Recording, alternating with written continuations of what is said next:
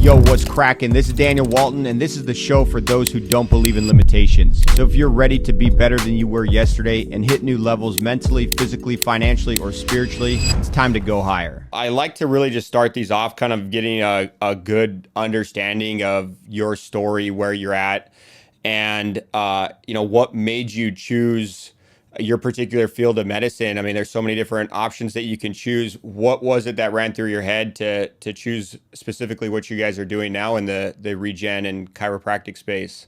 Yeah, so I mean that's a little bit of a long story. To some degree, I always knew that I wanted to impact people's lives in a unique way.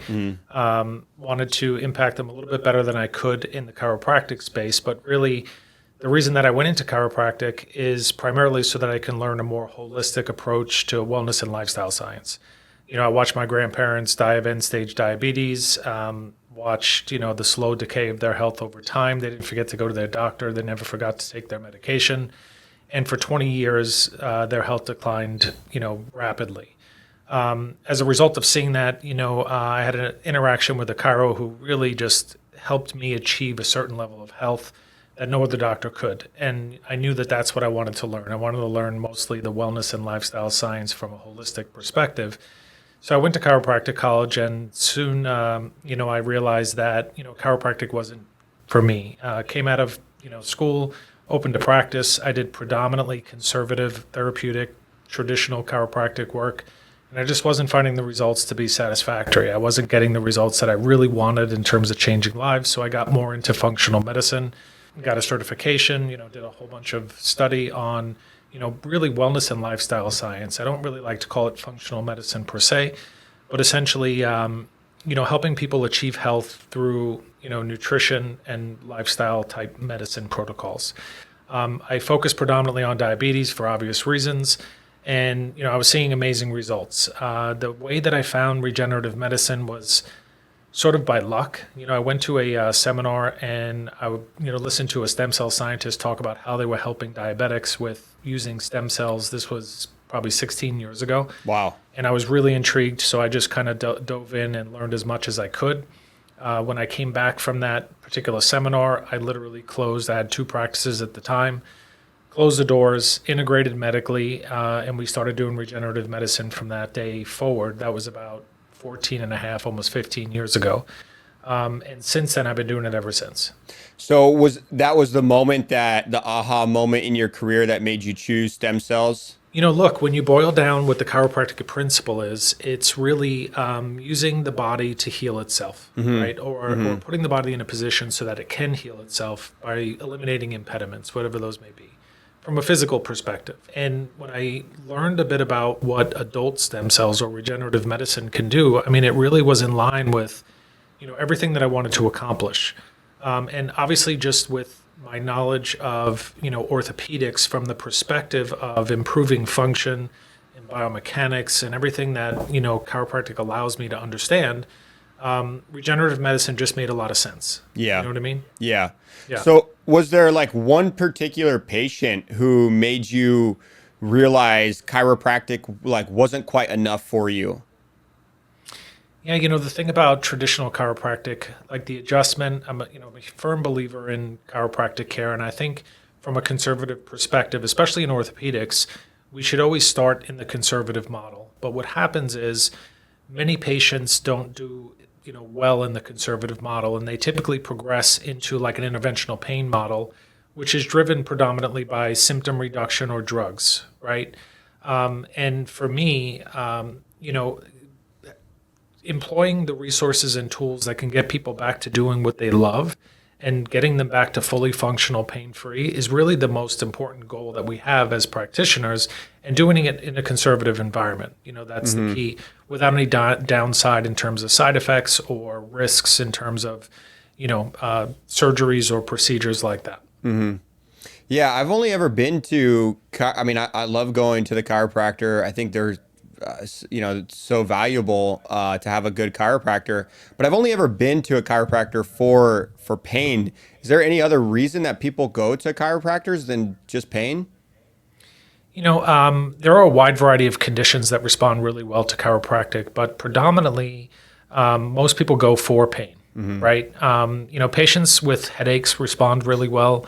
But really, the chiropractic adjustment is designed specifically around restoring function to reduce pain, right? And that's I think an important tool. The problem that I saw in chiropractic is many people come with the idea that they're going to get out of pain and they're completely metabolically unhealthy. Their daily habits and their activities in their personal life are not consistent with the long-term outcome that they're looking for. Right. So, when we talk about wellness and lifestyle science and functional medicine, and back to the idea that I really want to impact lives long term, if we're not teaching those individuals how to eat and doing nutritional protocols to, improve their health, then you're very limited in a chiropractic environment with the tools that you have at your disposal. What are the biggest health issues or bottlenecks that most people are doing wrong when it comes to what they're eating?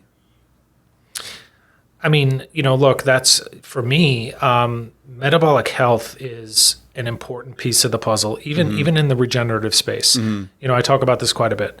There are primary drivers to chronic joint pain, right? And typically chronic joint pain is characterized by damaged tissue that creates symptoms. Those symptoms are typically inflammation and pain and joint dysfunction, meaning that the joint doesn't work as well as it should. And those primary drivers are, excessive wear and tear. They can be traumatic in origin, but one of the real, underlying issues that a lot of people miss is the overall relative inflammation in the patient's body as a result of metabolic dysfunction or the foods that they're eating. Wow. And that inflammation wreaks havoc on your entire body, not just on your joints, but it really accelerates the degenerative process over time. So if we're not addressing metabolic health in any environment, I don't care what type of health practitioner you are, then you're missing a really large piece of the puzzle, and you're missing out on opportunities to help people long term. Yeah, I've noticed that with a lot of health, it's more they're putting Band-Aids on things instead of figuring out, well, where did this wound come from in the first place? Why are we having to put a Band-Aid on something when there's something much deeper? So when somebody is experiencing joint pain, what are the leading foods or diets that generally are most correlated to that joint pain? Well, it's all the things that you would expect, right? So we talk about the standard American diet, and it's obviously atrocious, but it's anything that promotes inflammation in the body, right? So this isn't about weight per se, or weight loss per se. It's really just about the relative inflammatory load associated with specific foods.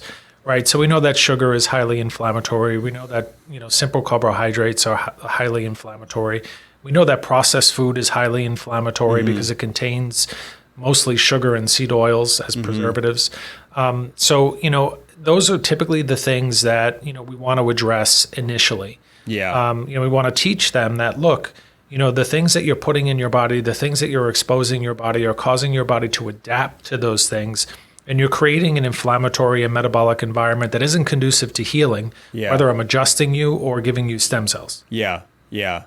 It's crazy how impactful the diet is. I got really lucky. My family was poor, so we always had to have home cooked meals. And I hated it growing up. I'm like, well, we can't ever eat out. All my friends get McDonald's, all these processed frozen foods. And now as an adult that I've learned, what real health is and how much of it is metabolic, like you said, I feel super blessed that I learned what foods to put in your body.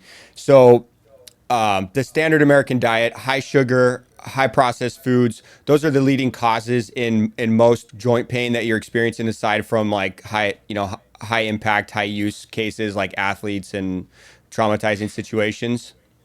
Yeah, I mean, I think we have to make the distinction, when we say joint pain, there's a lot of different circumstances, right? We can have injuries. We can have somebody who's, a competitive athlete that develops repetitive stress problems. And, that's not necessarily just driven by diet. So, in the chronic and degenerative conditions, the ones where we talk about arthritic conditions, like in knees, I use knees as an example very commonly.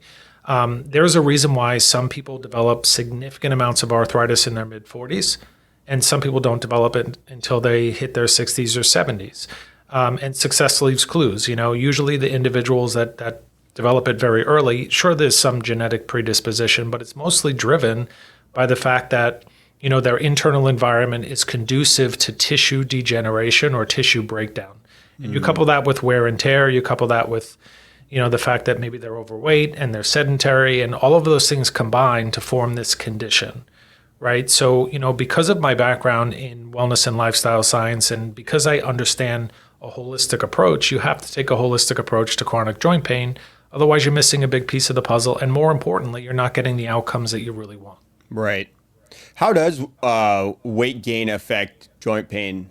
So that's really interesting. So, the most common thing that people think of is you carry excess weight, so it causes more wear and tear on the joints. And yes, that's true. There's more mechanical force than if you weren't carrying that weight. But what's really interesting also is that adiposity or excess fat promotes inflammation in the body. It's highly inflammatory tissue. And that inflammation, again, is a primary driver of degenerative change. But more importantly, it's also a primary driver of hypersensitivity.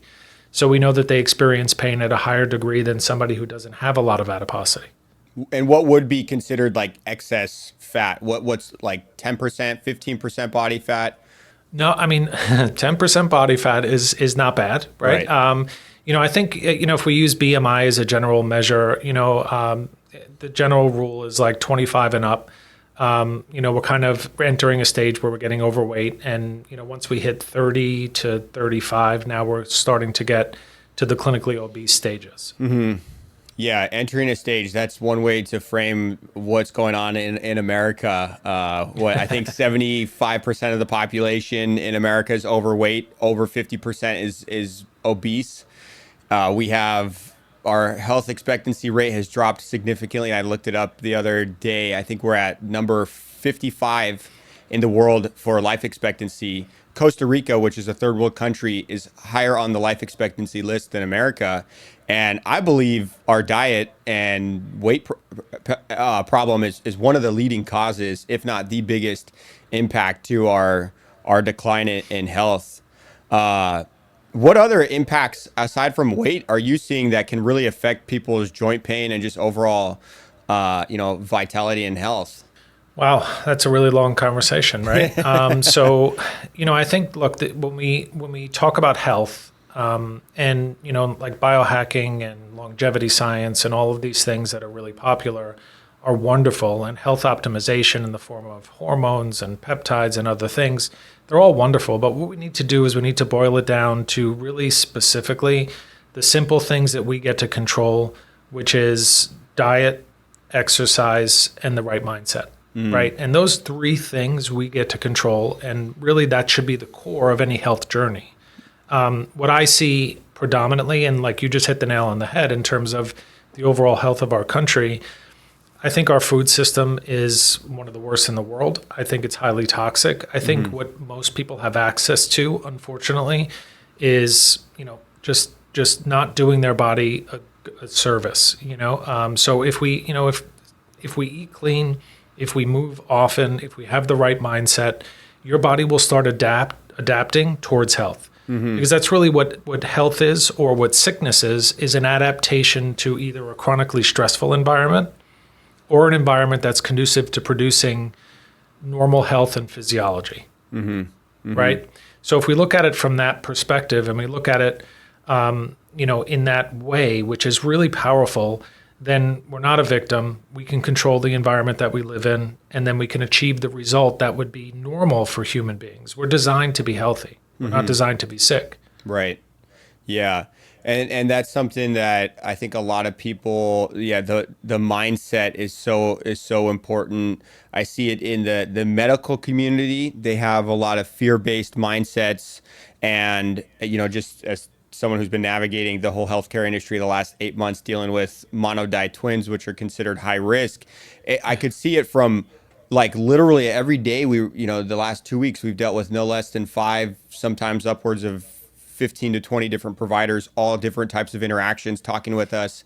And so much of it is just really like fear-based thinking and fear-based narratives on these large data sets that don't even look at what particular outcomes we're most aligned with, right? Which in our case, we were both healthy, she was young.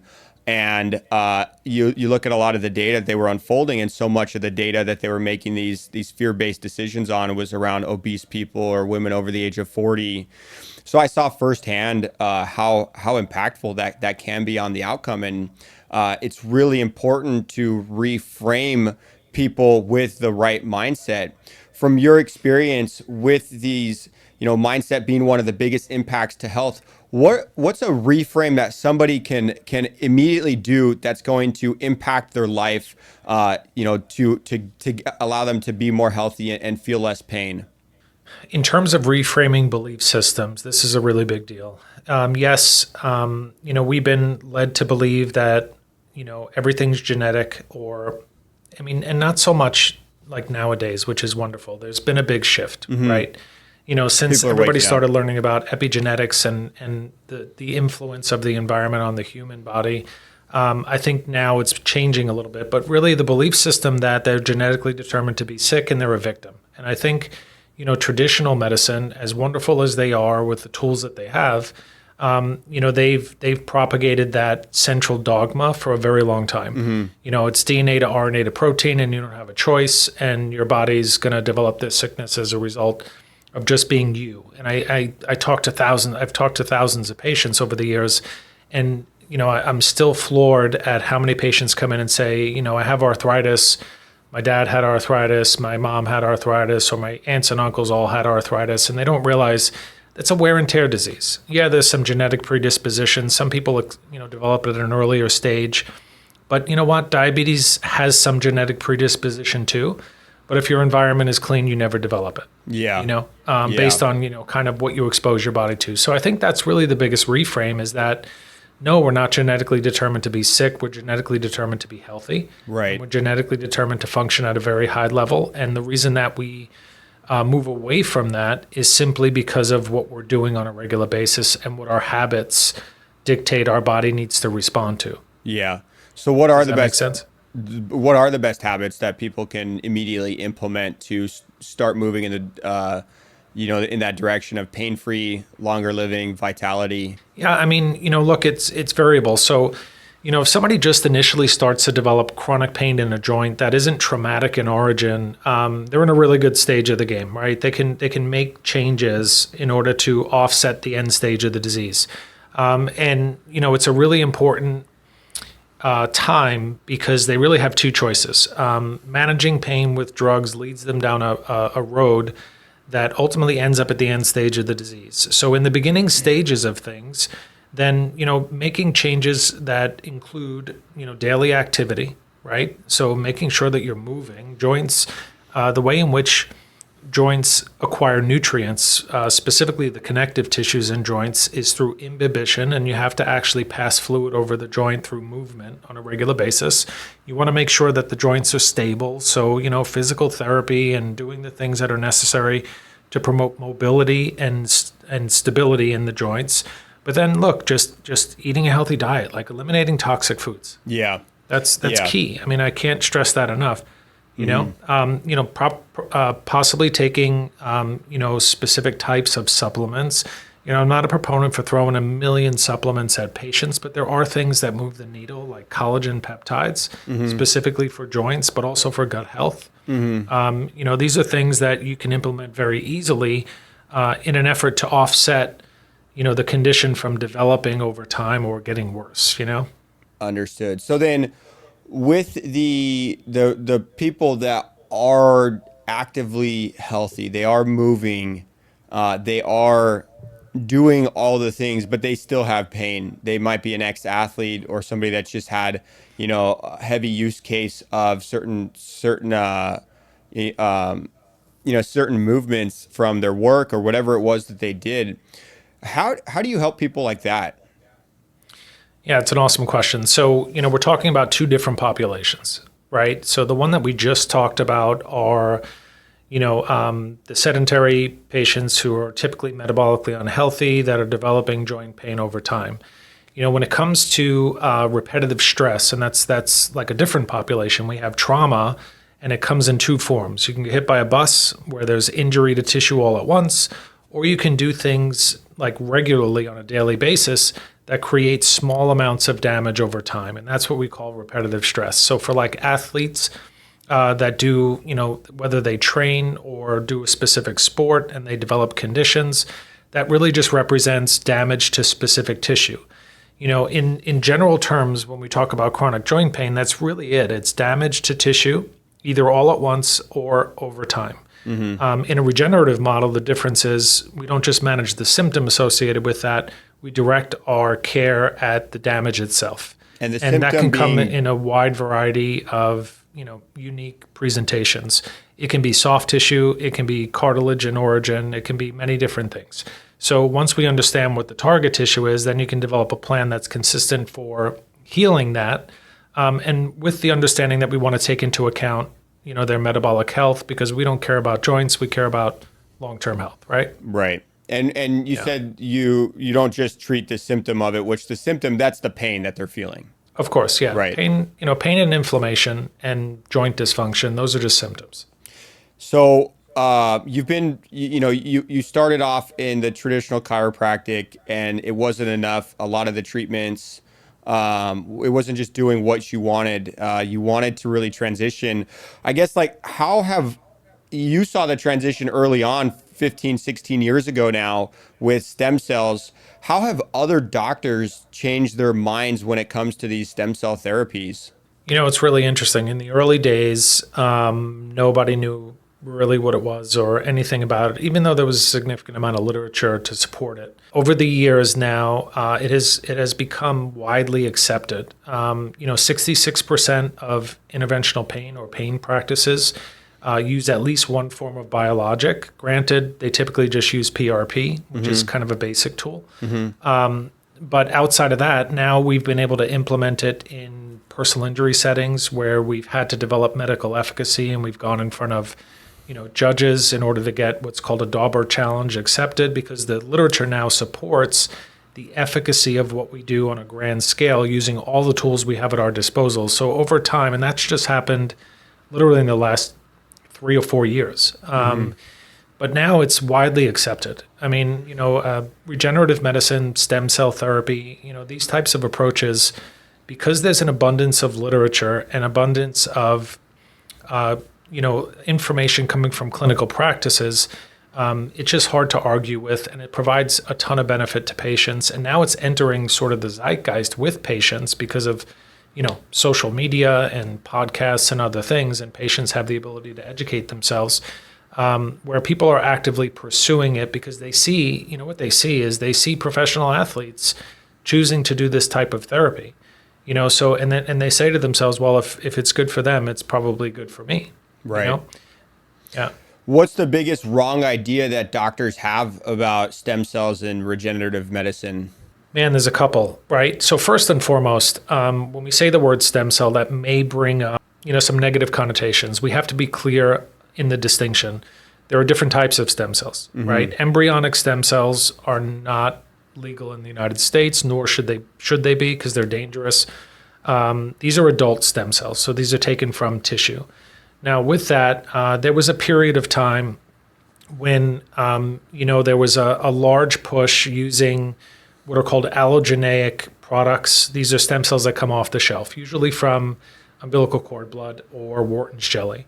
And while those types of products are really useful these days, back maybe 8 years ago, biotech companies were putting out a lot of those products, and there was no standardization. So what happened is many of those products just weren't able to achieve the goals that the doctor was promising the patient, and it wasn't the doctor's fault, by the way.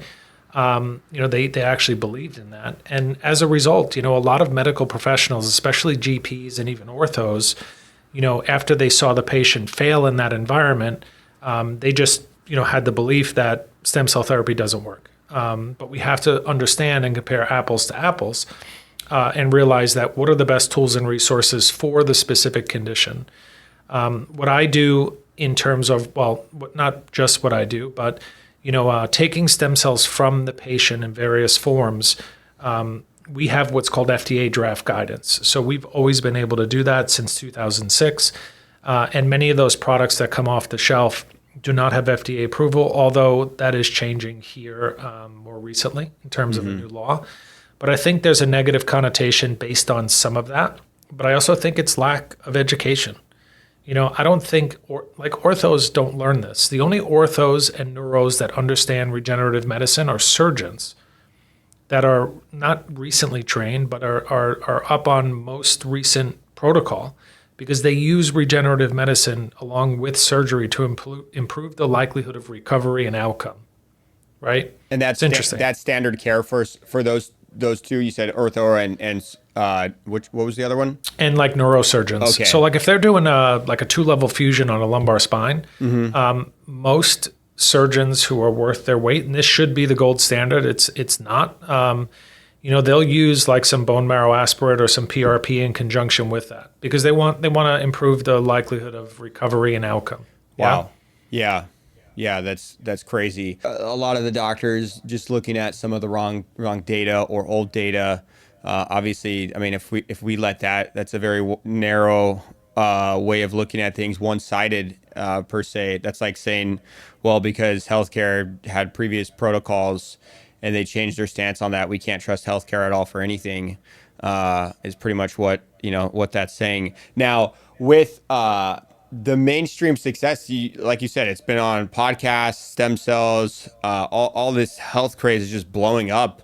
What's the worst thing that you've heard somebody say that could possibly cause damage or that's contradicting to the truth of stem cell therapy? I think the biggest misconception is that the type of regenerative medicine that we utilize grows things. Right. So when we're talking about embryonic stem cells, the reason they're dangerous is because they are proliferative. They can differentiate into every cell type and they don't have growth inhibition. They're designed to grow things. Right. And that's why they can be dangerous. So, in this environment, the biggest risks that we have are failure to improve. Because again, and it depends on what you use. Right. So there's a small risk using off the shelf products. There could be possible immune reactions or graft versus host disease. That risk is extremely small. But when we're working with like bone marrow or adipose or PRP or PRGF, any of the blood components, there is no risk for cross-reaction or rejection, right? The biggest issue that we see is failure to improve. However, as long as we're dealing or addressing all the variables within that patient and selecting patients appropriately, we can keep that number relatively low. Understood. Have you lost like any friends from college or friends from deciding to pursue this type of medicine? No, not so much. I think I gained a lot of really great contacts over the years. For me, actually, there's one individual that sticks out quite a bit. That was a really good friend back in the chiro days, and he was a physiatrist, pain management doc. And I think it's mostly just his ego. I think he just doesn't like me to be successful in a way. And a lot of people he doesn't like believe that. in what we do, right? Yeah. And I don't think he ever will. I mean, he's an old school allopathic practitioner trained in an environment that won't allow him to see past, new and unique tools or modern medicine. You know what I mean? Yeah. But that's the only one that I can think of. Everybody else is really supportive, loves what we do. And, as a result, we've developed really great relationships. It's awesome. Yeah, that's amazing. So started it in chiro, transitioned to more functional health, and now you're full-time regenerative med? Yeah, for me, I am like the owner CEO of the clinic, right? We have to be we're a multi-specialty medical practice. Okay. So, for me, I'm, as a chiro or classically trained chiro, I don't necessarily treat patients in the regenerative space. However, I'm intimately involved in protocol, right? In terms of our actual protocols, they're really complex and comprehensive because of my understanding of biomechanics and some other things. But everything is delivered by medical personnel. So we have everything from orthopedic surgeons to, great nurse practitioners, anesthesiologists, and, all the ancillary staff that would go along with that. Okay. And how are all of those intertwined for somebody who's just looking to get healthier or reduce their pain, chiro, functional health, and regenerative medicine? The beauty of what of who we are actually is that we're multi-specialty, right? So I have the opportunity to take a look at it from my perspective on the front end, and then also, interact with other docs who are maybe in the interventional space and say, what do you think of this? Is this something that we can solve? If it's something that's really pretty significant, we can run it by, the ortho and determine, look, is this patient a surgical candidate? Is it something that we can help with? And then, obviously, from my perspective too, understanding just their overall health and what we can accomplish on the functional side and the integrative side, just again allows us to bring a holistic approach to solving chronic joint problems. And that includes not just knees and shoulders and hips, but we do a lot of really complex spine work as well. Wow. Yeah. What's the craziest turnaround or recovery story that you have? Man, there's a bunch. So I'll tell you the craziest one. We had a guy come in, 58 years old. He had 4 lumbar fusions, so 4 segments were fused. What exactly does that mean for the listeners? 4 surgeries. Okay. After the first one, he ended up developing a hematoma, so he was hospitalized for 9 months. They had to do a revision, clean out, all that stuff. He did okay with the second surgery, the clean out, then had to have another surgery about 6 or 8 months post because the one above became destabilized. So this was probably, I would say, 5 or 6 years prior to coming to see us. He was never really out of pain. He had a 10 out of 10 consistent pain for a really long time, half a decade. He came to us, he was on opiates, he was taking morphine. His health declined pretty significantly. And he was like, look, I just need some help, whatever you can do, And I said, look, I don't know, right? We treat a lot of post-surgical spines. This was probably the most complex one that we've treated. So what I did is I started him on like a wellness protocol first. Mm-hmm. I said, if we're going to get ahead of it, let's just make your environment as healthy as possible because we need your body to heal. We decided to harvest cells from that patient because he's young enough. And after doing wellness protocols, I felt comfortable that, we would get enough cells and they would be viable. And then essentially, the doc went to work injecting, in a way that took about an hour and a half to 2 hours in terms of, getting the cells to where they were needed. And within about 6 months, he was probably a 2 out of 10 instead of a 10 out of 10. And he's been that way for about 6 years now. Wow. Yeah. So you changed the environment first, got him into a healthier environment, and then started, you said, extracting cells from his own body? Yeah, so a typical regenerative procedure would be like a one-day procedure, right? Okay. Well, most of the work would be done on one day. So we would harvest cells from, let's say, bone marrow, especially for orthopedics. For me, we're evident, we have to follow the evidence. And what we have a tremendous amount of evidence for is bone marrow aspirate or cells taken from the patient's bone marrow in combination with PRP. And then delivered to the area of injury. And there is a ton of evidence for that for all different types, all different parts of the body. And, we can see what the outcome would be based on the literature and then obviously address the patient's individual needs to improve that outcome. However, there are a wide variety of tools in regenerative medicine, right? We don't have to just harvest from the patient. We have really great products that come off the shelf in the form of Wharton's jelly, umbilical cord blood, exosomes. I mean, there's lots of things that you can bring into the fold.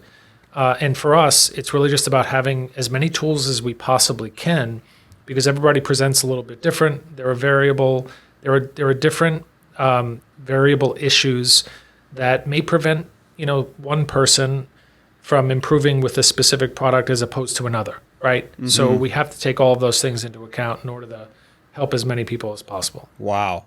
So most people think stem cell doctors like yourself are just harvesting aborted babies and using stem cells that way. But you're saying you're getting all of these stem cells from the patient's body, the individual body. In many cases, absolutely. So, again, this goes back to the embryonic versus adult discussion. And there has to be a clear distinction. Mm-hmm. Embryonic stem cells come from aborted babies, right? Right. However, We can get adult stem cells from donated placentas, right? But it's really the difference between embryonic and adult stem cells. Adult stem cells live in our tissues. They're designed to repair and maintain our tissues throughout the course of our life. The problem is when we develop injuries or we develop problems that our body can't overcome on its own, then what we can do is we can use your body's natural ability to heal another part of your body. I see. And the bone marrow is generally the best stem cells for that?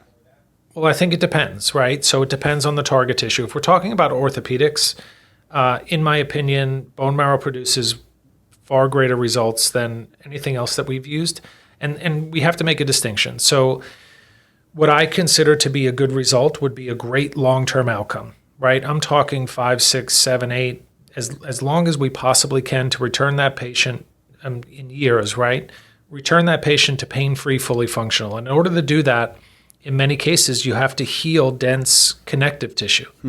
And what I find is that bone marrow does that at a higher degree than some of the other things like adipose or even some of the off-the-shelf products. Now, when I say off-the-shelf products, those are really powerful resources, right? There are many applications for soft tissue, lateral epicondylitis, different types of soft tissue issues where those can solve problems really well. They produce a really great anti-inflammatory effect, and it's just really powerful, and essentially can provide a great resource for specific patient populations. However, if there's a lot of damage to cartilage, let's say, as an example, like a big labral tear or meniscus, or disc injury, or degenerative change, then in my opinion, bone marrow just produces the best long-term outcome. So really, it's an art and a science. It's determining, what target tissue needs to be addressed, what we want to accomplish, whether that's short or long-term, and then determining what are the variables that are going to prevent us from getting there and trying to control them the best we can. Wow.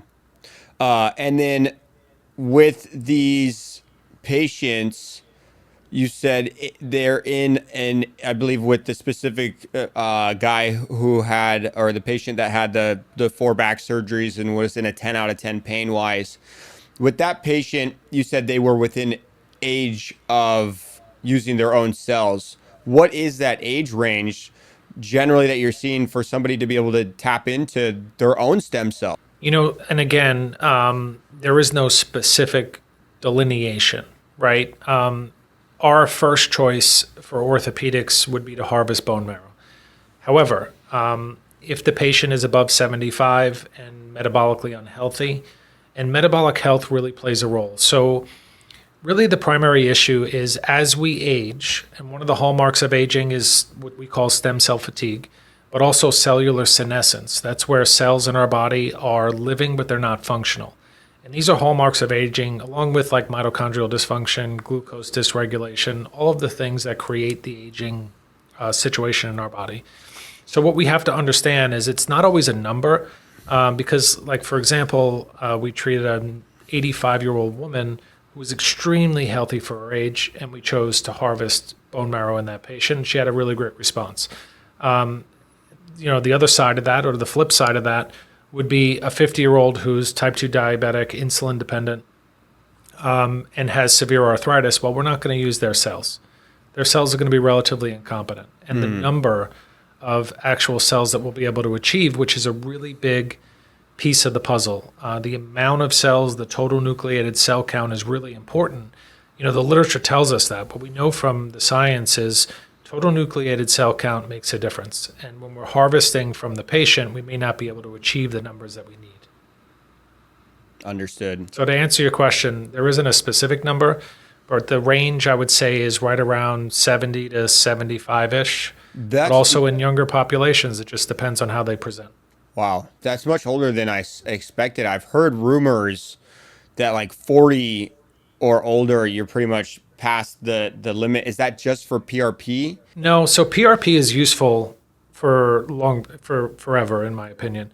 I just don't know. Like at the end of the day, I hear all those numbers get thrown around quite a bit. I don't know that it's based in science specifically. Like I'll be honest, I don't think there's a study that suggests that somebody at that age just doesn't have competent cells in the abundance that we need to solve problems. I think that's just a general theory based on, like practical purposes. Like what I was describing in terms of age is true. That, yeah, your stem cells are not as active and viable and in the numbers that you would normally have when you're younger. But I don't know that those studies exist, and I don't know that there's hard evidence to suggest that's true. With that being said, I've been doing this for a really long time and treating an aging population, and our outcomes are consistent with what the literature tells us they should be in in case studies that are published as well as in clinical trials. Yeah. Because a lot of med spas, that's what they say is, oh, well, you're over the age of 40, PRP is like pretty much not effective, so we're not going to use it. So what does the literature say then? As it relates to age, there is no study that shows they don't study like 40-year-olds compared to 60-year-olds, pull their cells and determine, what the cell viability is and the cell count is and what the demographics of those cells look like, right? Like what kind of cells are we getting? Are we getting MSCs, hematopoietic? Are we getting accessory cells? Are they CD34? What are they? Those studies don't really exist unless I haven't seen them, and I may just not have had the chance to see them. I think a lot of practitioners, especially in the aesthetics environment, they want ease of use, right? It's easier to pull something off the shelf and inject it into a patient than it is to understand how to draw and spin down PRP in office because you need a lab. And also the same with bone marrow. I mean, these are procedures, right? How do you get the needle bone aspiration marrow? that has to go into the iliac crest, right, in their pelvis. And then that has to be prepared in office, has to be prepared properly, has to be done properly. So I think a lot of that has to do with ease of use, to be perfectly honest. Understood. So PRP is pretty simple, just a blood draw, and then they can possibly run that in an in-house lab. But bone marrow, how do you even get bone marrow stem cells? A lot of people get nervous when we say bone marrow, right? So here's the thing. It is what's called a needle aspiration. We put a needle, we go just below the buttock, right? So we have these big, broad bones in the pelvis. They're the largest, flattest bones in the body. Maybe not the largest, but the flattest, obviously. And there is really no sensitive tissue between the skin and that particular bone, so it's an easy target. We numb the area, we use a needle to get to the bone, but then we do have to enter the bone. It is not a biopsy, so it's a little bit different. A needle aspiration, mild discomfort that's over in relative seconds. So 3 to 5 minute procedure. It feels like a little bit of a deep Charlie horse, but it's over pretty quick, and it's pretty tolerable. Okay. And that's enough one-time procedure for them to experience a full recovery? So it really depends, right? Again, there's lots of variables. Most of our patients, we can achieve the results they want with one treatment. Again, when we go into the bone marrow, it's volumetric. We'll get enough fluid so that we can acquire enough cells. And then the way that it works is once we inject them into the site, those cells are going to live there for an extended period of time, actively healing the tissue and also controlling the environment. So what we see is incremental improvement over time in terms of reducing symptoms, which is related to the repair of tissue. Okay, understood.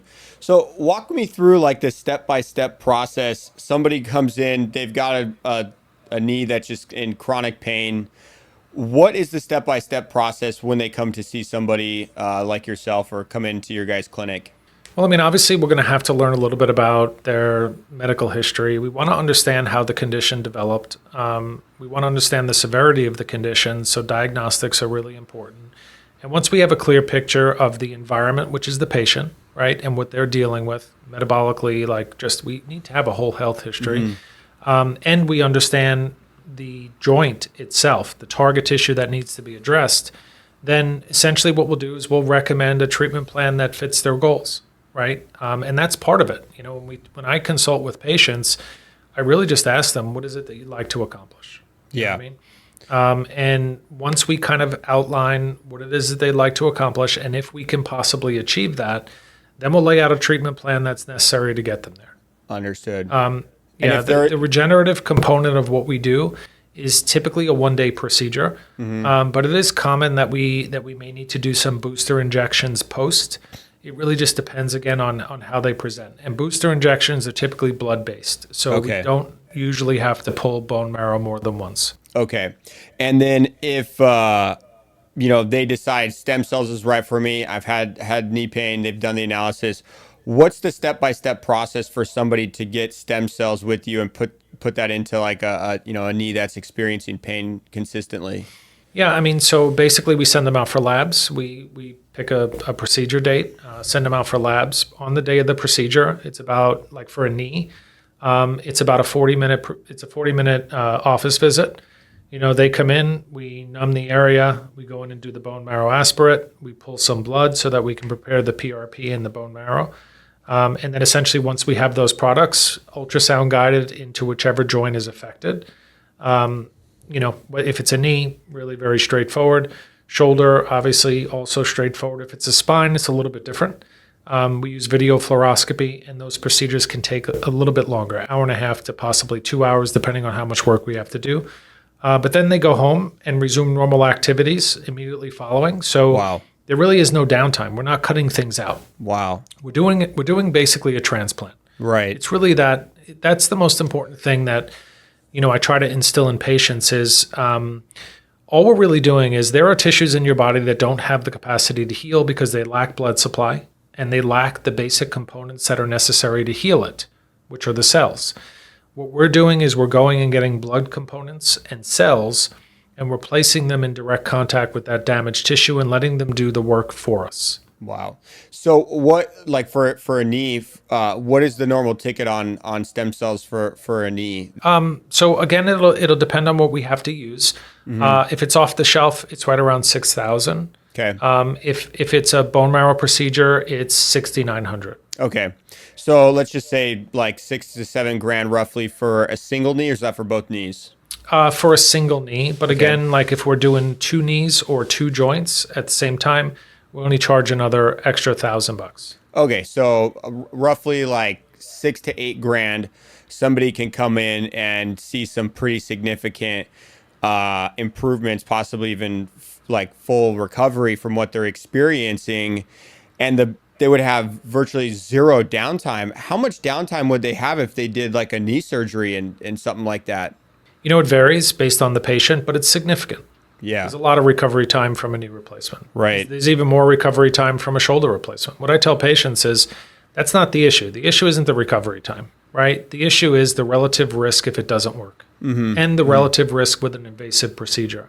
Mm-hmm. And there's a hierarchy, right? So certain replacement surgeries are really great. So hips do really well, right? Hip replacements, when patients come to me with severely degenerated hips and they're like, look, I just don't want a hip replacement. I don't care how much it costs. I tell them, no, go get a hip replacement. Right. Because the relative risk for that procedure is really low and the recovery time is really short and they're back up and moving pretty quickly and they go really well. But past that, when we're talking about knees, the basic literature, I mean, the number varies, but 33% of them fail, meaning that patients still have pain post-surgical. Wow. 10% of patients who go through that procedure have serious complications. When we're looking at a shoulder, it gets even worse because the recovery time is really significant and the relative risk is slightly higher, right? Wow. So, we just have to weigh what our options are, what tools and resources are available to us, and what we want to accomplish. Yeah. Yeah, that's crazy. So what other surgeries would you discourage somebody from doing? You said hip replacements, you encourage people to do that. What are the ones that you would say, hey, I recommend you doing a more, I guess, is this considered holistic? Well, this would be considered a minimally invasive approach, right? Okay. It's conservative in the sense that we're not cutting things out. Right. So what surgeries do you see that have like the most, I guess, what's the language? What surgeries have the most error or pain? I don't know if there's a terminology for that, where they have pain after the surgery or it doesn't do the job. I think I know what you're saying. So, what I teach is really simple. There's a time and a place for surgery, right? Mm-hmm. If something is completely broken, yeah, we can't help you. Yeah. They have to be surgically repaired. Sure. So, in those cases, surgery is not a choice. Those patients are going to get surgery because it's really the only option, and they have a certain level of dysfunction that won't allow them to, use their body. In those cases, surgery is always the option, right? Regardless of what the outcome is in that situation. But when things are sub-threshold, like partial thickness rotator cuff tears, historically, they can provide some relief, but at the end of the day, it's a really invasive procedure, and a lot of them tend to recur, meaning they re-tear. Impingement syndrome in a shoulder, if there's any sign of osteoarthritis, the literature says don't do it, depending on how old you are. For meniscus repair, depending on the severity, for arthroscopic meniscus repair in a middle-aged individual with any sign of arthritis, even on the mild stage, the New England Journal of Medicine says you'll have a knee replacement 1/3 sooner if you do that. Right? British Medical Journal says the small and consequential benefits don't outweigh the risks. There's no reason to do it. Now, from that perspective, what I want to instill in people is really very simple. If things are partially broken, it makes more sense to repair it because the long-term outcome is better. If things are totally broken, then you have to surgically repair it because it's the only tool available. Now, one last thing, never do surgery on the spine unless it's tumor infection or instability. And tumor infection, instability, those are reasons to do surgery on the spine. Severe neurological deficit, weakness in an extremity, cord impingement, those are surgical. Everything else, it doesn't make sense because the long-term outcome is really poor. Understood. Wow. So you guys you throw around some big terms like orthobiologics. What exactly does that mean? Believe it or not, my previous company was called NSI Stem Cell, right? And back when I was talking a little bit about the off-the-shelf products, the FDA got really clear about regenerative medicine. And they're like, we don't like the term stem cell therapy. They deplatformed us on Google, back in those days, and you just couldn't use those terms. So when I rebranded my company like 5 years ago, I used a very traditional term. So the practice of what I do is called orthobiologics. Yeah. And basically what it pertains to is ortho, obviously orthopedics, and biologics are living tissue, right? So, and biologics can mean a lot of things. There are drugs that are considered to be biologics, but biologics in this sense are things like PRP, bone marrow aspirate, SVF, or stem cells taken from adipose. Those are biologics. Those are traditional biologics. Understood. How is what you guys do different than some of these other stem cell clinics that make these big promises and wild miracle claims? Well, you know what? That's a really sensitive subject. The FDA is very clear about making outrageous claims. We stick to what we have evidence for, right? And what we have clinical experience in, and that's predominantly orthopedics. We know there's standardization, relative standardization in orthopedics. So we don't make outrageous claims. And because we have clinical experience and we've dealt with so many patients, we know when patients are going to improve or are highly likely to improve, right? And we can have those discussions with them. You can't make outrageous claims in any healthcare practice because it's not a good practice builder.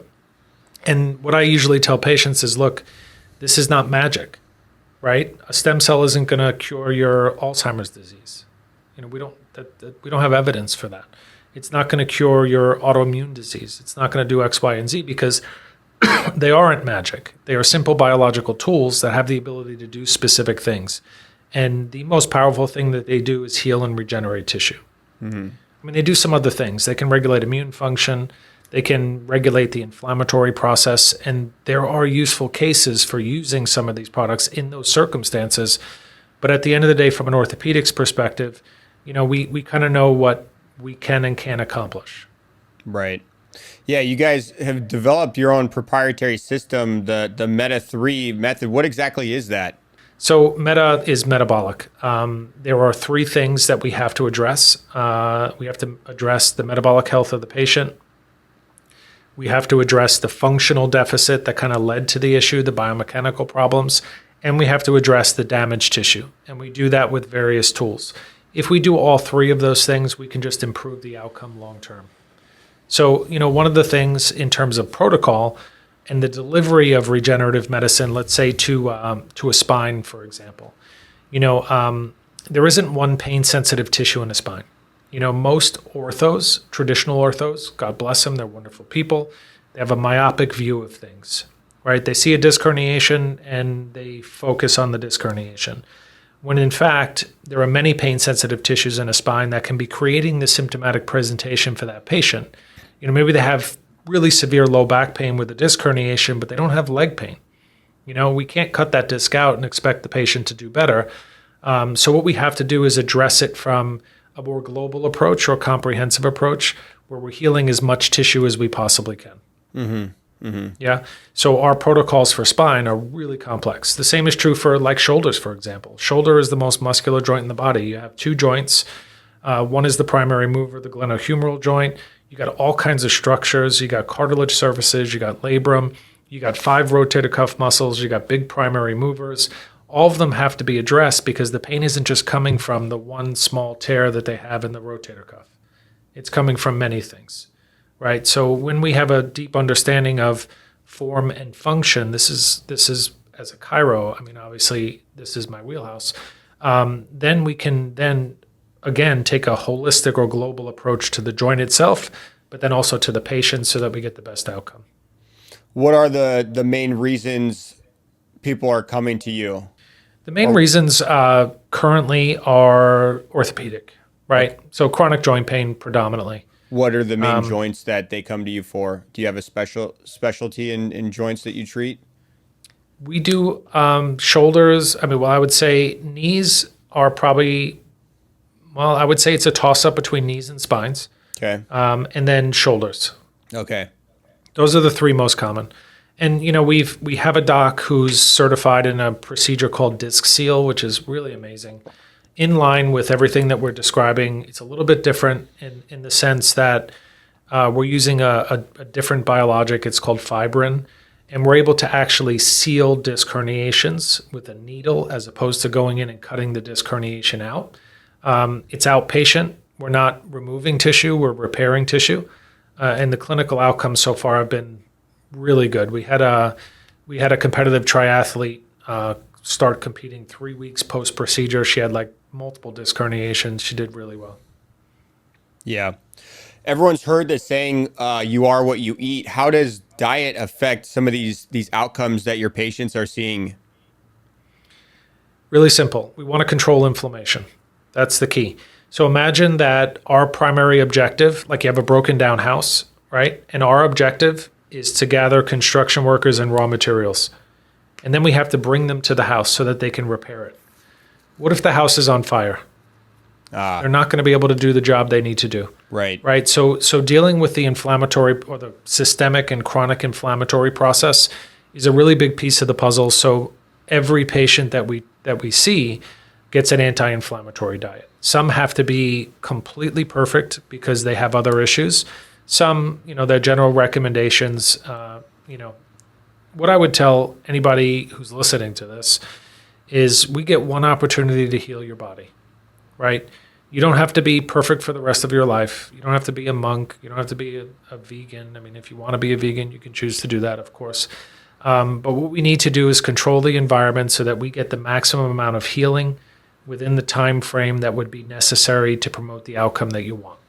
Right. And what diet is, if you had to pick one diet that's trending right now or that people would at least be aware of, what are you seeing as the diet that's most aligned with reduced inflammation? Well, I think, anything that's trending, they're all good at doing one thing, eliminating toxic foods, right? There are some issues associated with some. Not everybody responds to all of them. But if we look at the paleo diet, if we look at the carnivore diet, you name it, keto, all of those diets, what they really do is they eliminate the things that are highly inflammatory. A vegetarian diet or a vegan diet, the one thing about vegan diets that I don't agree with is the animal products that we eat are really important, especially for the health of our joints, in my opinion. So I'm not a proponent for strict veganism. Understood. With that being said, it's very common that I recommend certain types of diets for specific patient populations. So carnivore diet as a therapeutic tool for autoimmune disease has been shown to do really well in those individuals because it is the least toxic. It's predominantly animal based, right? But plants can be toxic to autoimmune patients. They can have a predisposition that causes them to be hypersensitive to some of the compounds in plants, even though those plants are healthy for other individuals. So it really just depends on the patient, but it's really just removing the toxicity. It's sugar, it's alcohol, it's simple carbohydrates, breads, pastas, right? At least breads and pastas in the United States, and then processed food. Anything in a jar or a box, it's just going to have all kinds of crap in it that's going to create inflammation in the body. Yeah. Yeah, I think so many people look at all different things, like what do I need to add to my plate? And I see this in business, as somebody who consults on businesses, they're like, what do I need to do? It's like, well, what do you need to stop doing? Let's start there. Like those are going to be the powerful things that aren't like helping you because most people do have a lot of successful actions in life and their health and business. Now it's like, what are the unsuccessful things? What are the things that are hurting all the progress that you're making? And the path of removal is always easiest. That's how I think how I've stayed healthy so long and fit relatively. I think right now I'm probably around like 11% body fat, but relatively lean, like always under like 10% body fat. And it's just like, I don't eat processed sugars. I don't drink any soda. I don't drink anything. I don't consume anything with added sugar unless it's like a dessert, which is, in rarer instances. But aside from that, it's like I don't ever buy any processed foods. I don't have any junk food in the house. And just by eliminating the things that are going to hurt my progress and my goals, I've been able to maintain pretty good health. And so that's interesting that's what you're seeing is like the most common. I never actually thought about it like that, which is so true. It's like, what aren't they doing? Like those are the things that you want to focus on and eliminate those things. Are there any like special nutrients that might help in this healing process? Yeah, I mean, basic compounds, like, we make nutritional recommendations as part of the process. But, the thing that I try to help people understand is like, there isn't a supplement that's going to solve a problem, right? I mean, if you're eating a healthy, balanced diet, you're getting most of the nutrients that you need. Yes, we should probably be taking like some methylated B vitamins or B complex. Yeah, I think that's important. Vitamin D, there are certain nutrients that are absolutely essential in terms of supplement form that we don't typically get. But for me, there isn't a magic supplement that's going to ultimately help. The key is getting them to eat whole foods, right? That's the key for me. And yes, we make recommendations. Like I love collagen peptides. I love it for a couple of reasons. It's great for joints, but more importantly, it's really good for gut health and reducing systemic inflammation is obviously our goal. A large majority of that comes from our gut, right? So if we can calm the gut down, then we'll tend to see a leveling off of that inflammatory response. But we also employ like fasting mimicking diets and other things, and even peptides, right? Yeah. I love peptides. They're a wonderful tool to help move the needle pretty quick. I find them to be very synergistic. Yeah. Yeah, peptides are blowing up, especially ones like BPC 157. What are some of the peptides you guys are helping in or seeing have the greatest impact for recovery or pain management? So typically, those are the ones, right? So BPC 157, thymosin beta 4. If they have some autoimmune predisposition, maybe thymosin alpha 1. It really, there's a wide variety of peptides that you can utilize, and you can go down a lot of rabbit holes in terms of health optimization. But BPC 157 and TB 500 are the ones that really aid in the healing process. So those are probably the most common that we use because they're synergistic. Now, with that, we also look to possibly balance hormones with patients. Men are relatively straightforward, women a little bit less so. But again, these are synergistic tools that allow us to, achieve our goals, which is to repair, to possibly regenerate tissue and promote stability in joints. And those peptides have been shown to do that pretty well. It's pretty cool. Yeah. Oh, it's crazy what peptides can do and are doing. and just this whole market. I really love being in this space. So with regen, you got peptides, you got stem cells. I guess like if these work so well, why aren't other doctors jumping on board with these treatments? Yeah, I mean that's a really good question. So, a lot of it's starting to get to the point where people are really paying attention. I think it really just depends on training and kind of what doctors are what they've interacted with over the course of their career, right? Like the majority of orthos don't have time. They learn drugs and surgery. They have a specific pattern. That when they identify patients, they identify it in a unique way that only allows them to think in terms of symptoms and surgical intervention, right? And that's normal. That's the nature of that type of practice. So to do what we do in the environment that we work, it is really complex, right? So we're harvesting tissue. We're doing a lot of advanced injections. It's not that easy to implement that type of approach. I think what we're seeing more and more coming down the pipe is those off-the-shelf products because they're a lot easier to administer. But the problem is that a lot of docs aren't taking the time to learn like ultrasound-guided techniques, and obviously many of them are unqualified to do spine work. But I don't know what the answer to that is. I think we're making an impact. I think things are changing. I think you can't argue with the outcomes. And as a result, like more and more clinics are offering these types of solutions. But to be honest, I kind of keep my head down and do as much as I possibly can to help as many people as I can. I don't really care about anybody else, to be honest. Yeah. You're a results focused person. I get that same way. I don't focus too much about what others are doing. And I know you mentioned that some of your best patients are generally like 50 to 65 in age. Tell me like specifically, what does your ideal patient look like? Yeah, I mean, we don't want to like narrow it to a specific age range, but what I would say is that's probably most of the patients I see. And the reason that I see patients in that age range is because these are typically active individuals that want to enjoy their life. They play sports. Maybe it's pickleball and golf. Maybe it's, competitive sports. I have one guy that's playing senior ice hockey. But my point is these are individuals that want to continue to function at a high level. They want to enjoy themselves. Maybe they want to enjoy their early stages of retirement. They want to play with their grandkids. They want to keep up with their grandkids. These are people that want to get better with age, not worse with age. So they're looking for solutions that are consistent with achieving that.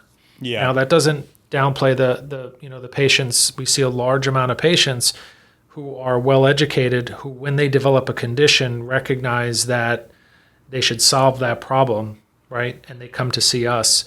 But I think that's a smaller percentage of the population. It shouldn't be. Like, it should be the other way around. But our ideal, patient is one that cares about their health and cares about their ability to function and is willing to invest in it. Yeah. So what makes somebody like perfect for stem cell therapy versus somebody that's not?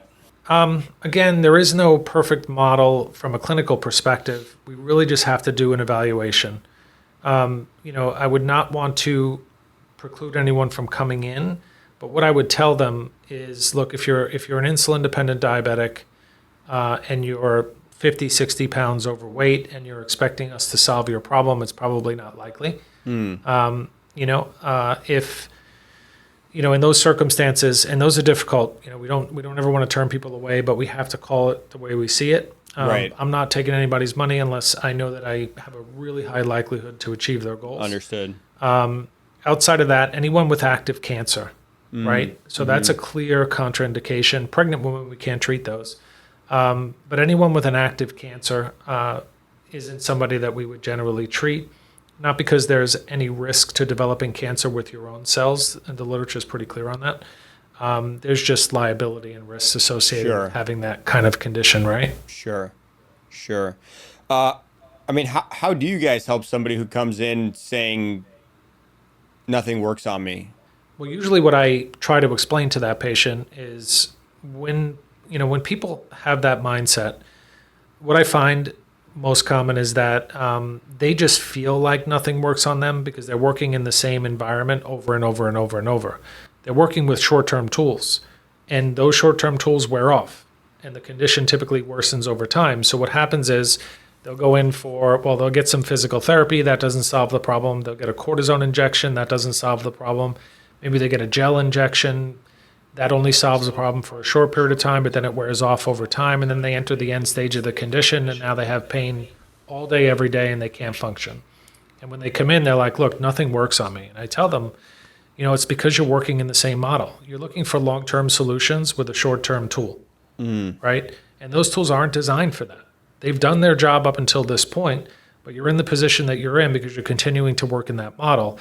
So if we don't look at something different, then we're never going to get a different result. Right. Yeah, I see that.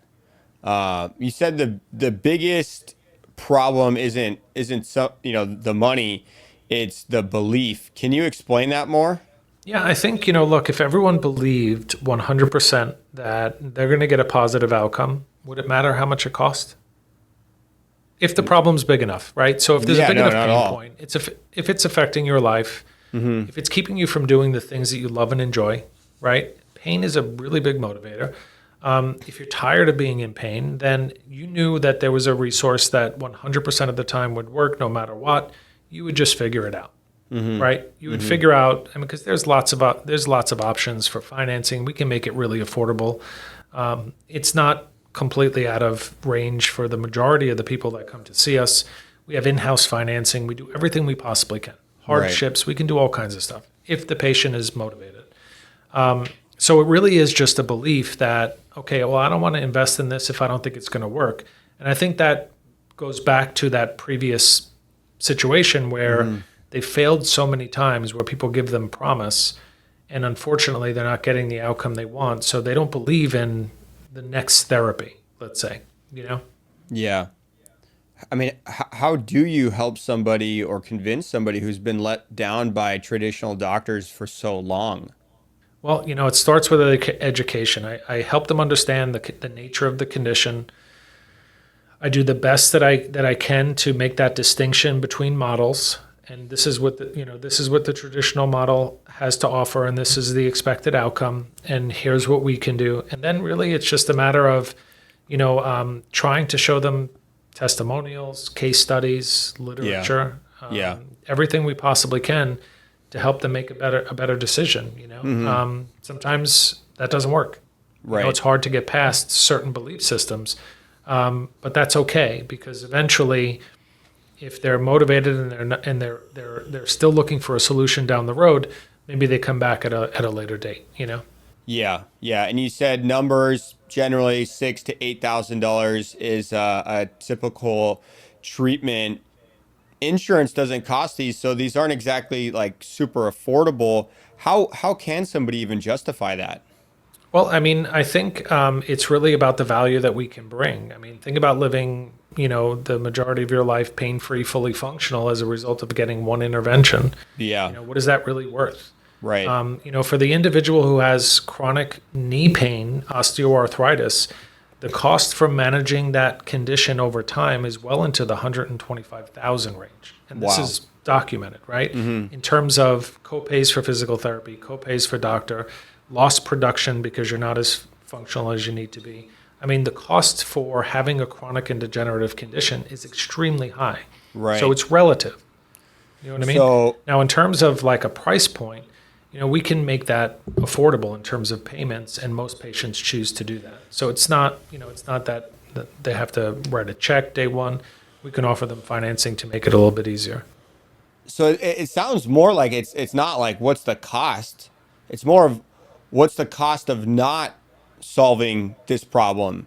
When you factor in all the copays, all the visits, all the pain, all the lack of sleep, the lack of life that you don't get to experience. Maybe it's traveling, doing certain things that you used to love to do, sports, being active. You have to really get clear on what that cost is and be real, because this seems like it's buying back so much more than it's really costing them. Well, imagine if you worked your whole life, and you were able to retire at a reasonable age, let's say 60 years old. You're in relative good health, but you have really bad knees, right? you're looking forward to living 10, 15, maybe 20 years on the back end of your life, enjoying yourself. A lot of people tell me they can't get on cruises because of the walk. They can't go walk the mall with their daughter or granddaughter, and these are real issues. It's not everyone that's that debilitated. I speak to so many patients. Some just want to be able to play a pain-free round of golf, right, or sleep through the night.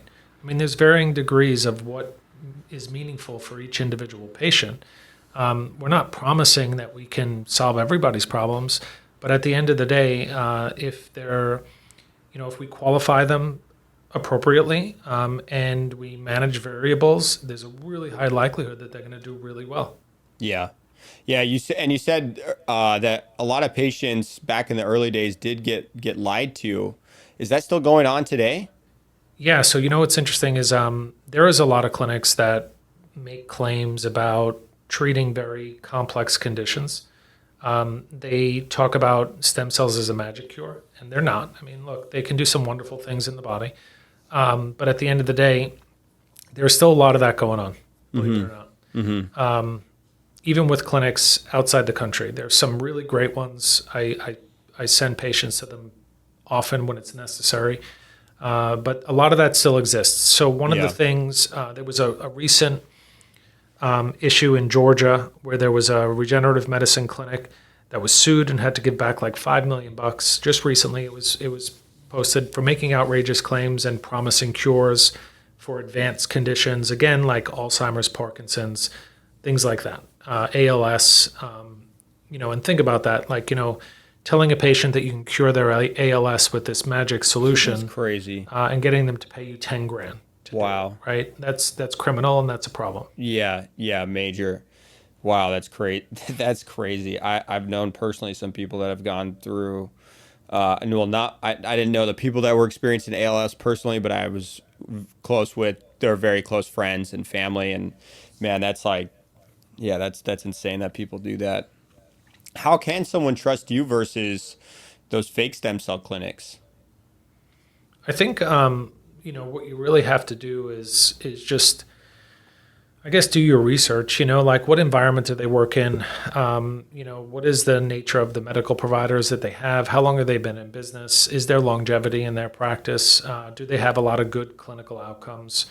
Do they take, and first and foremost in orthobiologics, you have to do image guidance, right? So there's a lot of clinics that'll just inject and without having ultrasound guidance, because precise placement is really key to getting the cells exactly where you need. So looking into those things and understanding that, are they standard practices in the orthobiologic space, right? First and foremost, because that's really going to dictate the outcome. Yeah. And then, what are the credentials of the doctors that work in the clinic? Are they multi-specialty? What could they offer? And do they have experience, right? Yeah. So aside from those things, what other factors should people look into before getting stem cells so that they know that they're not going to get ripped off? I think, a center that has the ability to access multiple tools and a deep understanding of when to use each tool to produce the best outcome possible is key, because many clinics are relatively dogmatic in what they provide. They'll have one resource as a primary solution and say this is the best one in the business and this is the only one that we use. And I think that when you do that, you limit your ability to affect large populations. Yeah. Right. What are those so if tools? I was a consumer, I would just I would want to go to a doctor who first and foremost is honest and is going to tell me with certainty, look, you're not a candidate, or I can't help you. But then on the flip side is tell me with certainty that, yes, I can help based on these factors, based on this experience, and based on the tools that we have at our disposal. Right. Because then they're taking a comprehensive approach, and the art and science of regenerative medicine exists within that practice. Yeah. So what are those tools? So, there's a wide variety. So from a cellular perspective, again, we have bone marrow, we have adipose, right? We also have Wharton's jelly and umbilical cord blood, which we can pull from. From a blood-based component, we have PRGF, we have PRP, and then we have also what's called fibrin, specifically for disc seal procedures in very specific cases. We can also utilize exosomes. If you're not familiar with exosomes, I think a lot of people understand them. The exosome is basically the packet of growth factors that the stem cell produces or secretes. That's how stem cells heal tissue. That's how they control the environment, is they secrete messages in the form of growth factors, and they're contained within exosomes. So there are products that you can utilize that have isolated exosomes in abundance, and those can be utilized for inflammatory reduction, for many different purposes. They're useful in certain situations, but as an adjunct. And then also we employ like peptides predominantly, hormone optimization, and obviously dietary intervention key. Understood. So there's a lot of different tools and resources you guys can use to help people feel better, live pain-free. And Florida actually just passed some new laws allowing, or laws that made stem cells legal. What's different now versus what you've been doing for the last 15 years? Yeah, so the law that they passed is essentially what they allow for now is the use clinically of unapproved or non-FDA approved products. So those are the allogeneic products, the things that come from the outside. So exosomes, umbilical cord blood, and Wharton's jelly, right? So those products, previously the FDA was very clear. These are unapproved products, approved by the FDA, meaning, and they're considered experimental. And in the United States, experimental procedures, are first of all, they're not legal, but with umbilical cord blood and allogeneic products previously, you'd have patients sign waivers, and many clinics can fly under the radar. I never really used a whole lot of that during those times, but now that the law has passed, they are useful tools, in my opinion. You still have to use them for specific purposes. So for orthopedics and for wound care predominantly, they can't be used for intravenous application for things like diabetes or autoimmune disease, or they don't want you to use it for that. You can use it for that, obviously not in the United States, but there's some benefit with that. And now they just allow for, which is pretty amazing. I mean, I think it's a testament to the changing tide in the regenerative space. I think a lot of consumers resonate with regenerative medicine, and as a result, we're starting to see legislation change as a result. But now with bone marrow and things that are taken from the patient, we've always had FDA draft guidance since I've been doing this. So FDA draft guidance, all that really means is that we don't require FDA approval because these are things that are taken from your body. So the cells in your body are not a drug or a device, and therefore are not inherently dangerous, and they do not fall within the confines of what the FDA can approve or deny. So we don't require FDA approval. The only thing we have to follow is what's called FDA draft guidance. And what that means is that there are specific parameters that we have to follow while we're delivering those biologics. Yeah. Some say Wharton's jelly is the secret stem cell that could possibly even replace bone marrow. What are your thoughts on that? Yeah, I mean, look, these are very early, really powerful cells, right? And again, I go back and forth because I like to follow evidence in the literature. And what we don't have a ton of evidence for is long-term regeneration of cartilage using those cells. And the theory behind it is the way in which stem cells actually heal tissue is not a growth process. It's not a one-time event. We don't put stem cells in place and they replicate to rebuild tissue. What they do is they live in space. I mean, there'll be some differentiation, don't get me wrong, but they live in space and they secrete growth factors. It's called the paracrine effect. And those growth factors influence the tissue to change and to heal over time. So what that requires is that the cell can live in space for extended periods of time. And unfortunately, when we're taking things from the outside, they have foreign genetic material. So what tends to happen, or at least from a theoretical perspective, is that the immune system clears them before they have the ability to heal tissue to completion. Now, they're also extremely powerful anti-inflammatory. It provides an anti-inflammatory mechanism, and it does promote some healing and really beneficial effects. But I just don't, there's not enough evidence for me, because I don't care about knees, let's say. I care about long-term health. I need people to exercise and to be fully functional so that they can achieve and maintain health throughout the course of their life. And if we're not getting that long-term outcome, I'm not achieving my goals. So for now, because we have evidence to suggest that bone marrow does repair cartilage, not even suggest, we know it, that's really the primary tool if it's available.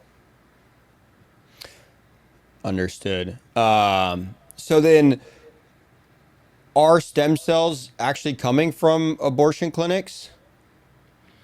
No. So the way that it works is these are donated and screened placentas. So these are biotech companies and laboratories that what they do is women donate the placenta after they give birth, Yeah. right? Yeah. So it doesn't harm babies. There are no abortions involved. Yeah. The baby's taken to term, and in the hospital you can donate the placenta. And then what they do is they take that and they screen them rigorously, right? They screen them for all kinds of things. All the really good labs screen for, all contractable illnesses, but also like Epstein-Barr and cytomegalovirus and Lyme's disease, all the chronic ones that can wreak havoc in the body. But also in many cases, even like COVID vaccine stuff, believe it or not, those they're screened for spike protein and other things. So we know that they're clean. And then what they do is they extract the cells from that tissue. So that was something I saw. I was like paying attention for in the operating room yesterday. I was watching them. They got I think that, and then maybe a piece of the umbilical cord. Is that what they do too? Yeah. So you reserve the right as a new parent to take a portion of that umbilical cord and save it for future use. Now the thing about that is. The reason that makes sense is because, like, if God forbid your child develops a really serious, like, let's say, like a cancer or something, and they need to do a bone marrow transplant, then they have the donor, right? Oh, okay. But it's not typically used down the road for like regenerative purposes. Yeah. In fact, it's not legal. It's not legal to do that. Okay. So then, how can somebody know that they're not getting stem cells from an abortion clinic? Well, that's completely illegal in the United States, right? So there's high regulation on allogenic or off-the-shelf products.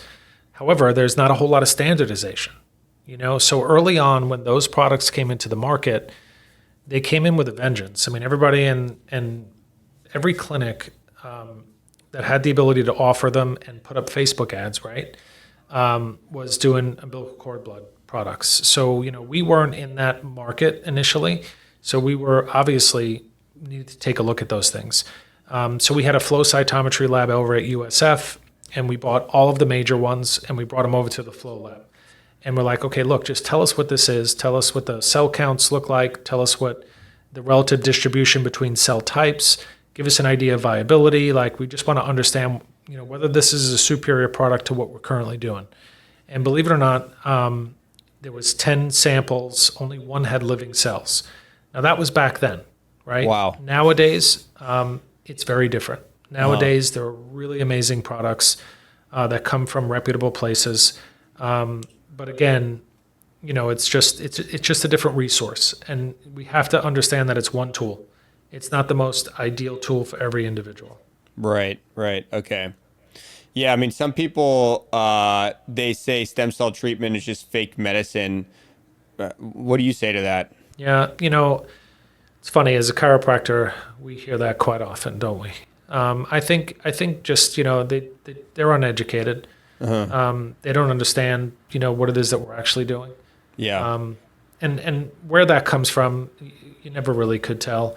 But at the end of the day, we wouldn't be able to do what we're doing for as long as we are. Yeah. One, we weren't getting patients better. And two, we were practicing something that was experimental or fake. Yeah, exactly. Your patients, they're happy. They like the results that they've got from you. So that definitely speaks for it. Now, what about to the people that just say, stem cells is just essentially delaying surgery? What would you say to that? Well, I think again that goes back to the conversation as to whether or not we can actually change tissue, right? So let's use if we're not able to affect tissue long term and actually heal it, then yes, we're prolonging the inevitable. In a natural way, we're managing symptoms. So this is what I tell patients who typically take part, like who have a lot of arthritis in a knee, let's say. We know that the end stage of that condition is going to be a knee replacement if we just manage symptoms. And even though they're using PRP as a primary tool, it's a natural anti-inflammatory, but it's not going to regenerate the cartilage to the degree that it's going to prevent the need or possibly prevent the need for a knee replacement. And yeah, that's true. Again, if we're affecting the patient in a symptomatic way without making structural change, that is true. But we can make structural change. Just depends on what tools you have at your disposal. And this is also back to, because I hear that a lot from even general practitioners, with a lot of the umbilical cord blood products, they're really powerful anti-inflammatories. Patients get 6 to 8 months worth of relief, like in a chronic joint. And there are circumstances where it provides long-term relief for other issues. So we have to be clear. But in a chronic, like degenerated knee, maybe they get 6 to 8 months worth of relief, but then they're back in pain because the damage is still there, right? And yes, that means they have to go in the direction of possible surgery in that case. I see. So if somebody is listening and they've been told they have to get surgery, what questions should they be asking their doctor before they do that? I think what I would ask very simply is what's the likelihood for success for me specifically, right? If we take into account, all of the circumstances that exist with me, and metabolic health is a big one, comorbidities, all of those issues. Secondary to that, what are the risks, right? And then more importantly, can you suggest any other options at this stage in the development of my condition? Because a lot of times what happens with knee replacement specifically, or replacement in general, is that they're just failing to improve with all of the tools that we have all the tools they have at their disposal, and the only other tool they have left is surgery. Yeah. So in many cases, if those patients are still struggling with pain, maybe they're not an ideal candidate for surgery just yet because it's not the end stage, but they're running out of tools, so it makes sense in that environment. Does that make sense? Yeah, their system might not have the tools that can help, so they're using the tools that they do have. What about like some of these bigger places? For example, I was at Kaiser growing up, and I remember they actually said I needed knee replacement surgery, and I don't even know if that was true. I'm an ex-wrestler, wrestled in college, was just very active, had a very like damaging knee, and they're like, if you ever want to run, like you're going to need knee replacement surgery. And I just went to physical therapist, did rehab, and I was able to strengthen my knee. I actually ran a marathon since then and never had surgery. But I think there's a lot of places that might just, throw surgery because they can. Have you ever seen instances like that? I run into really interesting things all the time. I'd like to believe that every doctor cares and has integrity and doesn't make mistakes, right? Is perfect at all times. But that's not always the case because we're dealing with human beings. You never really know what the intention is, and I'd like to believe that it's not nefarious in any way. But if we're making perfect recommendations, like in somebody at your age, I can't think of a situation outside of like a avascular necrosis or some type of bone disease. I mean, that would require a knee replacement in a young individual, right? That doesn't make sense to me. Serious traumatic event, who knows? That really doesn't make sense. But I've run into a lot of patients who have gotten recommendations from doctors that weren't exactly the right recommendation and chose not to move forward because in their gut they felt like it wasn't the best for them, right? So you really never know. And those recommendations, so there are times where you've seen patients recommended surgery that didn't necessarily need the surgery and were able to recover other ways? Oh, all the time. Right. And what I would tell patients is when you're doing something that's permanent, that's invasive, always get a second opinion, right? Never just go with the first opinion. Maybe get multiple opinions, because again, we're doing something that is relatively invasive and can be life changing if it doesn't go the right way. Yeah, I've always been against surgery unless absolutely needed. I think Western medicine has done some amazing things. I mean, just yesterday, the amount of blood that was coming out of my partner after delivering twins was crazy, and they intervened, possibly saved her life. I have no idea like what would have happened if that continued going on and we weren't in the hands of the amazing doctors at Hoag, but. Aside from instances like that where it's not life threatening, I think there's a lot of other alternative medicine or alternative routes that could be very, very helpful and very impactful and just, overall outcomes. What would you say is the biggest lie that the medical system tells people about joint pain? The biggest lie, I don't know that I don't know that it's the lie specifically to individuals. I think the biggest problem is that we've kind of instilled in most people that there's only access to one style of healthcare. I think that's the biggest lie. And it's back to what you just said. So one of my mentors, when I was going through a wellness certification, has an analogy, and it's wonderful. It's fantastic. I talk about it all the time. Traditional medicine is the fire department. They have axes and fire hoses, and they're amazing at what they do. They can put out fires, right?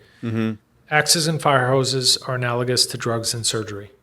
And those tools are absolutely appropriate if your house is on fire. The problem is you can't call them back the next day to rebuild the house because they only have axes and fire hoses. But somehow we've led people to believe that the only type of healthcare that we have access to is axes and fire hoses. It doesn't make any sense. Right. And there are many paradigms in healthcare, lots of paradigms in healthcare, and there are many modern tools that are designed as repair and maintenance tools so that we can achieve health and recover from injuries. Yeah. So really, like, the biggest lie that I think is propagated is that, first and foremost, because my insurance covers this style of healthcare, that's the only one that I have access to. That's a big one. Yeah. Yeah. So why do hospitals want you to have surgery instead of trying to heal a more natural route? Because I think that system is well ingrained in multiple respects, right? So we have the insurance system, we have the AMA, we have, we have medical practitioners that are trained in that environment. We have pharma, we have a lot of different moving parts that are solidified in one specific paradigm. And I don't think that, there's one doctor who really cares that wouldn't say, yes, we should do this first prior to doing surgery, but they're not looking for that, and they don't really have a deep understanding of it. What I like to say is regenerative medicine is really gaining a lot of popularity because it fills the gap in orthopedic injury care. Orthopedic injury care, because we only have drugs and surgery, we can manage symptoms until it gets bad enough that ultimately we can do a radically invasive surgery with poor quality of life through that process. So there's this really big gap. If we use the analogy of like cardiology, we used to do a lot of triple bypass surgeries, triple and quadruple bypass surgeries, right? And primarily because we really didn't have any interventions to prevent the need for a triple bypass surgery. Now we have cardiothoracic catheterization. So we can get in there and we can clean things out. And we've done significantly less triple bypass surgeries. And that's a good thing because those are inherently dangerous and they represent the end stage of the disease. Well, that's what we have in orthopedics now, where we can manage symptoms to make people comfortable, but then solve problems so that they don't have to have a radically invasive replacement surgery down the road. Right. Yeah. How many people are currently living in pain right now because they're possibly following their doctor's advice? I mean, the numbers are pretty straightforward. 80% of individuals are going to have low back pain at some point in their life. 54 to 55% of the population has chronic degenerative knee pain or arthritis. The numbers are huge. I mean, in terms of chronic illness, obviously we have the big ones in terms of cardiovascular disease, diabetes, and obesity. But osteoarthritis and chronic joint pain is pretty close to those. Wow. And then what are the numbers? Like, how much does the average person spend on physical therapy, pills, uh, any other treatments before they finally get surgery? So, I have it in one of the talks I do, and I can't think of the publication, but it is a government organization that did the analysis, and it's something like 125 to 150,000 over the course of their lifetime, Wow. including the copay for the replacement surgery at the end stage. And for a fraction of that, they could see you and develop a comprehensive plan that would have significant impacts with, you said, virtually no downtime. Well, forget about dollars to dollars. Think about the 20 years of pain and dysfunction. Right. Yeah. Oh, yeah. I just see it too. Like, I've been dealing with an injury for some time, and I mean, I'm a hyper aware person. Maybe some people just aren't that aware. I see just the impact it has on little things, my focus, all these little things. And as a business owner, a high achiever, like my time, my focus, my ability to execute at a high level, whatever it is I'm doing, is very, very important. And if something is stealing seconds, minutes, hours of the days because of pain or whatever it is, like, it's not worth it for me. So I have to really be clear on these impacts. And I think a lot of people aren't aware of that. But when you look at the bigger picture of how much people are spending on all these things, it's crazy that, they're not a little bit more receptive or open-minded to some of these treatments. I know we're running on a time crunch here. Any closing thoughts for you that we might have missed? I mean, there's just so much information we went through. I would love to possibly have you on the podcast again, where we can dive into a little bit more in depth. But I know, we are on a time limit. Any closing thoughts that you have for the listeners? I think just what I want to express is that you don't have to live in pain. You don't have to jump from one drug to the next. You don't have to have short periods of comfort followed by worsening of a condition. And if that's the case, then you should consider working in a different environment with somebody who uses a different set of tools, the ones that are consistent with helping you achieve your goals. You deserve to be pain-free and fully functional and enjoy your life. Right, right. Now, if people have questions about stem cells, regenerative medicine, and any of the topics that we've discussed, what's the best way to get a hold of you? So, most patients come to our website and then contact us, via the website. Okay. And then the best thing to do, because again, we don't know that we can help everyone, is really to set up a consult. Okay. A consult would be at the very beginning stages with me, and then obviously as it progresses with the medical team. But really, that's the easiest way. Okay. And are you on social media? Are you active on social media? Can I give you a follow to stay engaged? Yeah, so it's dr.depasquale Okay. is my personal, and then Orthobiologics Associates. Okay. That's the business handle. Well, Dr. Depasquale, I appreciate your time. Again, I would love to really dive into some of this stuff. It's so new and emerging. I love where things are going. I think social media has had such a massive impact of sharing information. People aren't aware. I forget what interview it was. I was watching an interview with one of the top ex-pharmaceutical board members, and they were asking her, like, why do you, how many people actually come in for these pharmaceutical drugs after seeing an ad on the news?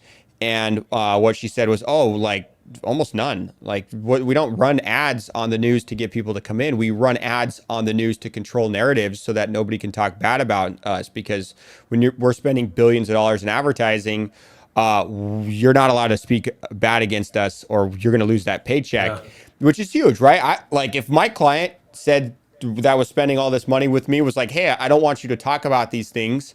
Now, obviously, if they're directly causing harm, I wouldn't do that because of moral and ethics. But if they're like, hey, I'd prefer you not talk about a certain subject, I would probably consider that and really understand, is this negatively impacting people? And if it's not, then I would honor them because they're paying me money.